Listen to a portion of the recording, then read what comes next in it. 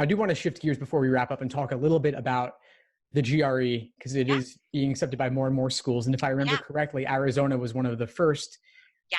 to start taking the GRE. Is that right? Yes, I was not there. It was actually after my time, but I did hear that they were one of the first ones. They have a lot.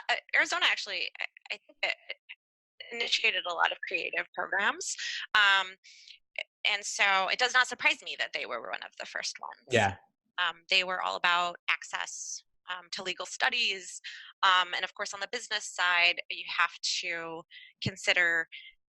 I think at the time that it started, perhaps applications were down kind of across the board. So we're also looking to kind of build how do we find people Yeah. to some Yeah. degree. Simple as that. Yeah. Yeah. Now, are there particular applicants for whom you think the GRE might be an especially good fit as compared to the average applicant?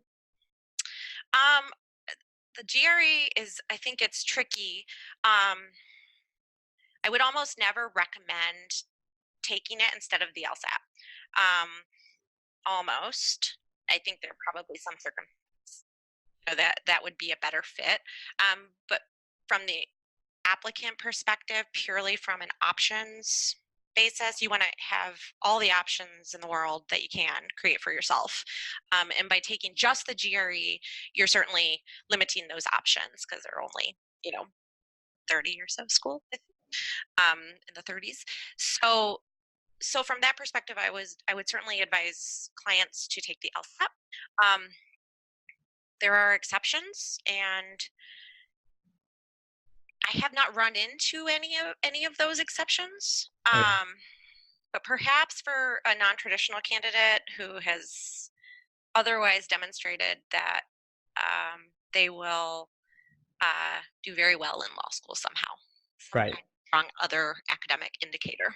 Maybe some strong, super strong academics or super Yeah, strong work experience. yeah, something along those lines. But I think LSAT, it's the test that everybody is familiar with at this point. Um, Admission, you can really compare apples to apples from an admissions committee perspective.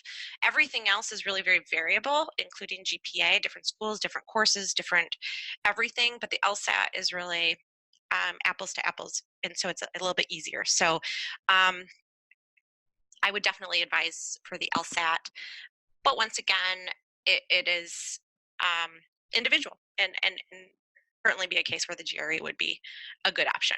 And Sure. I don't think we know at this point either how exactly that translates into bar passage, or I'm not sure that we have the data yet for the GRE. Thanks for tuning into the show. Please subscribe if you haven't done so already to be notified of new episodes as I release them. And feel free to reach out if you need anything at all as you move forward with your prep. I'm happy to help however I can. In the meantime, I'll wish you all the best and take care.